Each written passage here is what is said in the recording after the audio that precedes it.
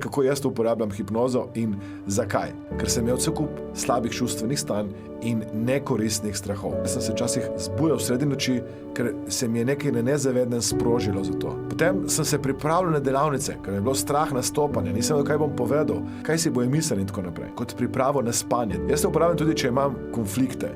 Ne samo moje interne konflikte, temveč konflikte z ljudmi v mojem življenju. Torej, grem tja, rešim in potem tudi drugače se odzovem na to osebo. Potem uporabljam z energijo, torej, če opazim, da nimam dovolj energije, uporabljam hipnozo za telepatijo.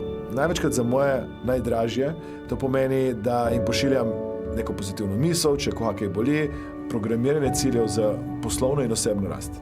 Ogromno stvari, ki si jih želim premakniti, uresničiti v mojem življenju, grem v laboratorij uma, naredim samo hipnozo in jih tam postavim tudi na časovno črto kot ena izmed tehnik, ki se jih tudi učimo znotraj hipnoze.